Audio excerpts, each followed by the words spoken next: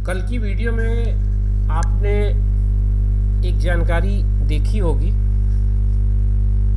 जो संबंधित थी मेडिकल कॉलेज अंबिकापुर की रिक्तियों से के बारे में। दोस्तों, उसी के बारे में आज की इस वीडियो में मैं बात करूंगा आपसे।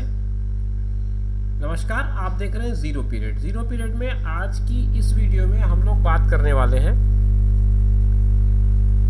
शासकीय चिकित्सा महाविद्यालय अंबिकापुर में जो पदों का विज्ञापन आया है उसमें आपको आवेदन किस तरह से करना है, क्या तरीका होगा, वो सारी बातें इस वीडियो में हम समझने का प्रयास करेंगे। सबसे पहले मैं आपके साथ शेयर कर रहा हूं उस आवेदन पत्र को जो आपको भेजना है इस आवेदन के साथ कि आप किस पद के लिए आवेदन कर रहे हैं।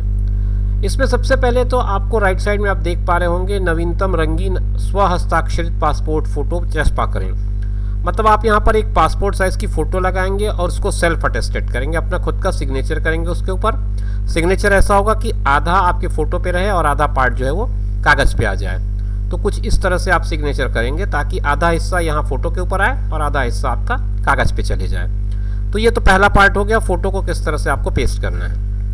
उसके बाद फॉर्म किस तरह से फिल करना है ये एक एक करके देख लेते हैं। सबसे पहले आवेदित पद का नाम दिया है, तो आप जिस पद के लिए आवेदन प्रस्तुत कर रहे हैं उस पद का नाम वहाँ पर लिखेंगे। बहुत सारे पद हैं क्योंकि, इसलिए मैं बता नहीं पा रहा हूँ कि आपको क्या पद लिखना है। जिस पद के लिए भी आप आवेदन कर रहे हैं उस पद का नाम यहाँ पर आपको लिखना होगा। फिर उसके बाद है विज्ञापन क्रमांक व दिनांक। यहाँ पर जिस विज्ञापन के रेफरेंस में आप अपना आवेदन पत्र प्रस्तुत कर रहे हैं उसका नंबर डालना है। अब ये आपको कहाँ मिलेगा ये मैं आपको दिखा रहा हूँ। ये देखिए, ये आवेदन करने के लिए सीधी भर्ती विज्ञापन है और ये है अटेंडेंट पद का। तो अटेंडेंट पद के विज्ञापन में आप देख सकते हैं यहाँ अटेंडेंट पोस्ट लिखा हुआ है। इसमें आपको ये विज्ञापन का क्रमांक लिखा है और ये दिनांक लिखा है, दोनों चीज़ें यहाँ पर लिखी हुई हैं। तो विज्ञापन के क्रमांक में ये सारी चीज़ें आप पूरा एक साथ लिख दीजिए और दिनांक भी लिख दीजिए तो ज़्यादा बेहतर होगा। तो आपको आपका जो विज्ञापन है उसके टॉप में लेफ्ट साइड में उसका क्रमांक और राइट साइड में उसका दिनांक, ये दोनों चीज़ें मिल जाएंगी और दोनों चीज़ों को सामूहिक रूप से आप वहाँ पर लिखते हैं। इसके बाद तीसरे नंबर पर, यानी कि इसमें पहला नंबर दिया है तो पहले नंबर पर आप समझिए अपना नाम लिखेंगे आप।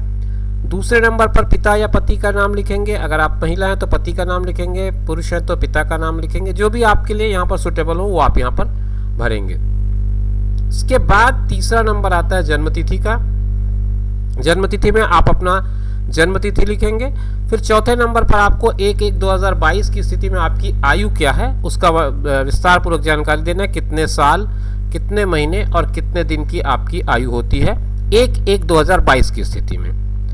ध्यान रखें ये जो डिटेलिंग देनी है वो 1/1/2022 की स्थिति में देनी है।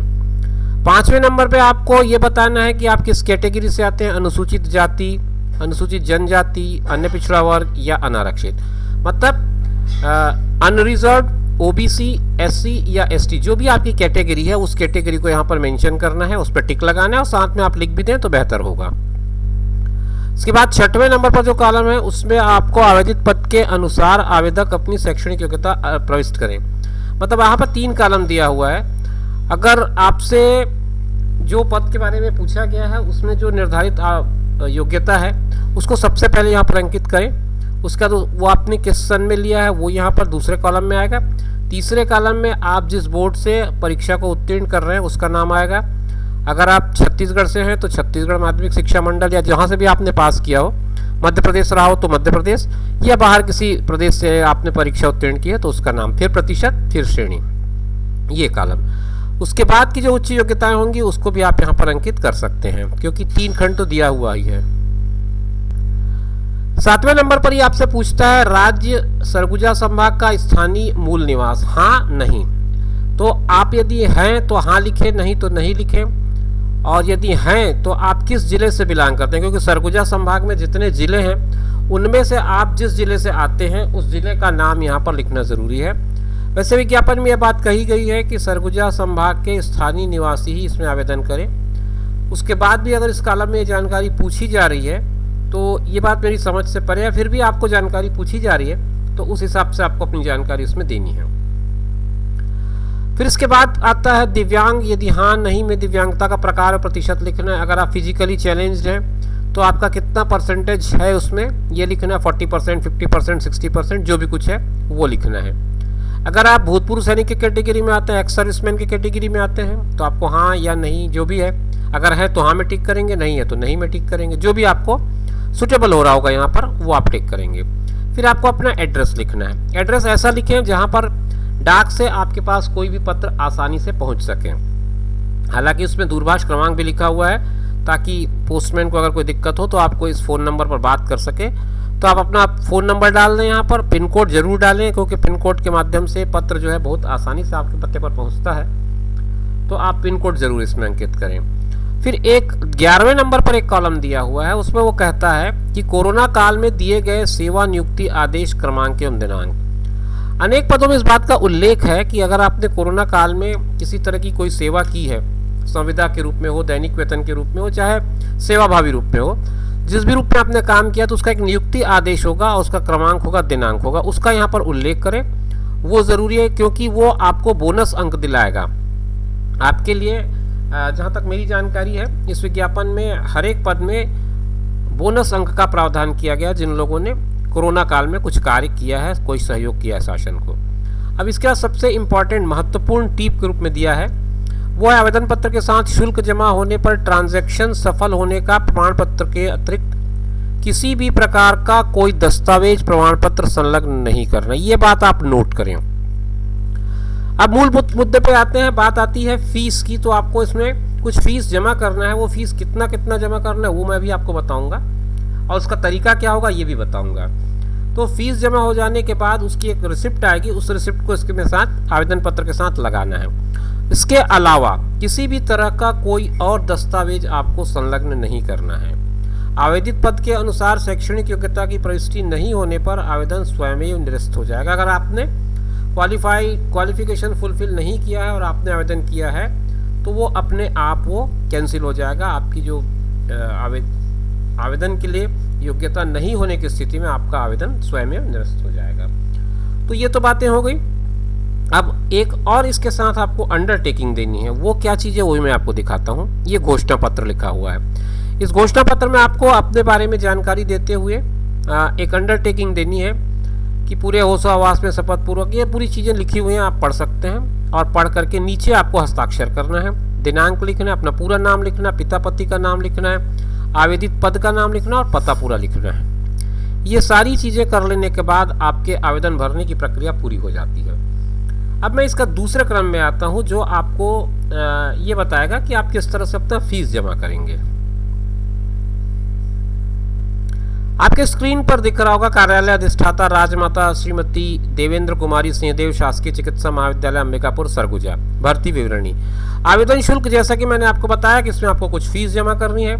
फीस का अमाउंट क्या है वो पहले समझ ले। 200 रुपये SC और ST को देना है, 300 रुपये अन्य पिछड़ा वर्ग और अनारक्षित को देना है। मतलब SC ST कैटेगरी के लोगों की फीस 200 रुपये होगी और अनरिजर्व और OBC ये दो कैटेगरी की फीस 300 रुपये होगी। अब ये फीस कैसे आपको सबमिट करना है, कैसे आपको डिपॉजिट करना है ये समझ लें। फीस पे करने के लिए उन्होंने एक तरीका बताया। आवेदन शुल्क ऑनलाइन ट्रांजैक्शन के माध्यम से संस्था के SBI अकाउंट अंबिकापुर के करंट अकाउंट में, चालू खाता मतलब करंट अकाउंट, और भारतीय स्टेट बैंक मतलब SBI के एक खाता का नंबर दिया है 356036245551। इसका IFSC कोड दिया है SBI एंड 4x0310। इस पे जमा करना है आपको। जमा करने के बाद नॉन होम ब्रांच में शुल्क जमा करने वाले अभ्यर्थियों को बैंक चार्ज अलग से लगेगा। शुल्क जमा हो जाने के बाद आपकी फीस जमा हो गई तो आपको एक स्लिप मिलेगी और उसको आवेदन पत्र के साथ संलग्न करना अनिवार्य होगा। जो बात मैंने पहले बताई कि एक स्लिप आएगी उसको आपको सबमिट करना है, फीस का एक तरह से रिसिप्ट होगा वो, और उसको आपको इसके साथ सबमिट करना है।